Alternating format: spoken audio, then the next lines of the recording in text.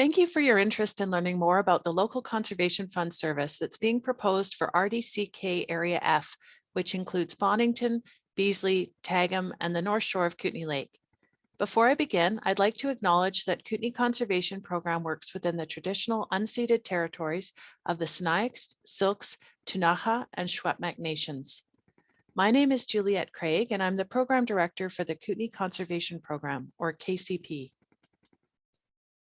This short presentation is designed to provide information on what the Local Conservation Fund Service is, how it works, and why it's being proposed for Area F. Kootenay Conservation Program is a diverse network of 85 organizations that work to support conservation in our region. KCP represents a broad range of partners, including federal, provincial, regional, and municipal governments, Indigenous nations, agricultural producers, and non-government organizations, including land trusts, rod and gun clubs, and stewardship groups from across the Kootenays.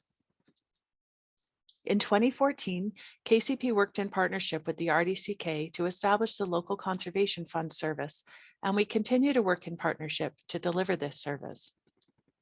A local conservation fund is a local government service that creates a dedicated fund used to support local conservation projects. Taxpayers pay $15 per parcel per year to this dedicated fund. Projects can only be carried out within the service area. The model is based on the service from the Regional District of East Kootenay, which is the Columbia Valley Local Conservation Fund that was established as an RDEK service in 2008 based on a referendum and was the first of its kind in Canada's history. In 2014, the service was established by referendum in electoral areas A, D, and E of the RDCK around Kootenay Lake, seen in green here. There have been 44 grants issued for a total of over $500,000 from the first grants in 2016 to 2022. These funds have leveraged an additional $2.45 million towards these projects, both in cash and in-kind support. So the $15 turns into $75. The funds are spent locally, which creates additional economic benefits through creating local jobs, the purchase of materials and supplies, as well as work for a broad range of contractors and businesses. There are many types of projects that have been funded by local conservation funds that address community priorities, and you can see the full range on our website at kootenayconservation.ca. Although each project is relatively small, the conservation benefits certainly add up over time. So how does the Local Conservation Fund service work? Like any other local government service, the local government collects a tax from landowners that shows as a line item on the annual tax notice. It's a parcel tax, meaning that it's a flat $15 per parcel per year, regardless of property value. This funding goes into a dedicated pot in the RDCK for conservation projects. If a landowner's property is made up of several parcels, they can apply for a parcel combination, whereby they would pay only one parcel tax for their property. KCP has an agreement with the RDCK to assist with administration. KCP assists with the call for proposals, application forms, project monitoring and reporting, communications, and proposal review. So that takes the administrative burden off the local government.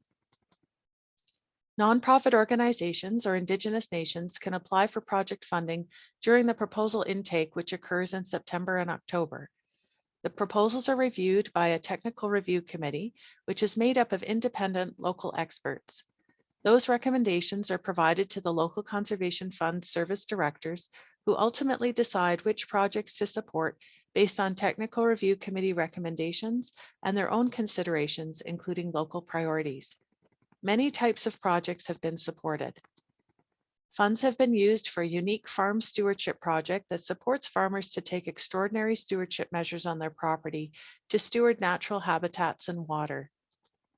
The fund has supported a 50-50 electric fencing cost share program for residents living in grizzly corridors to protect livestock and fruit trees while allowing for the safe passage of bears. The fund has supported the creation of pollinator meadows, since pollinators are so important for native plants and habitats, not to mention local food and agriculture. The fund helped a local rod and gun club remove a barrier in Able Creek in Invermere and allowed for the first passage of kokanee salmon in recent memory.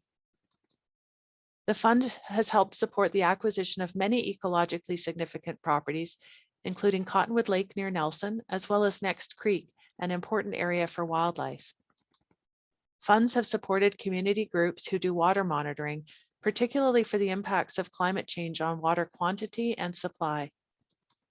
Another project was building a boardwalk at a high-use wetland so that tourism and recreation can be promoted while also protecting this sensitive ecosystem. The small contribution of each individual is targeted to conservation in our own backyards.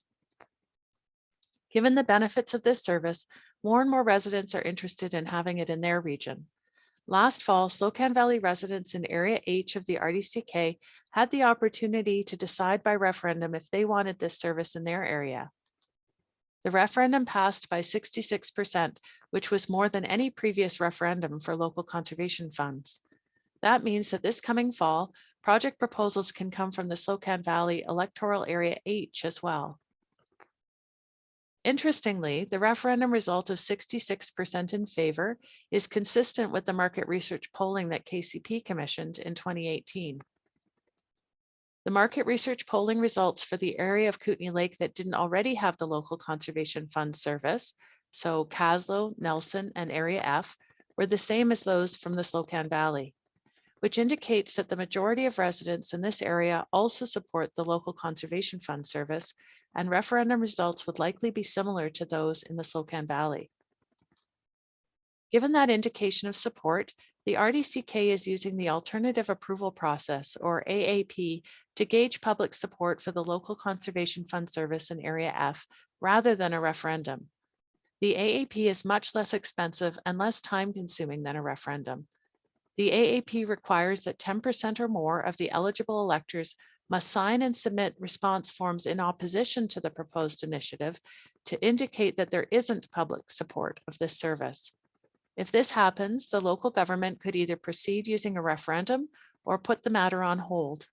In other words, if you support the local conservation fund service for Area F, you don't need to do anything.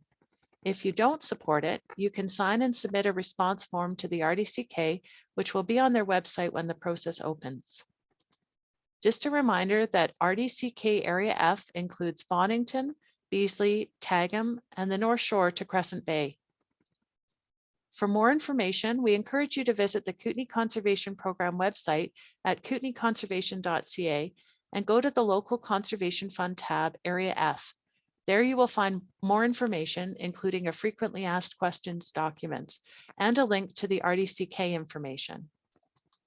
You can also contact the RDCK or Kootenay Conservation Program by phone or email for more information. Thank you for your interest.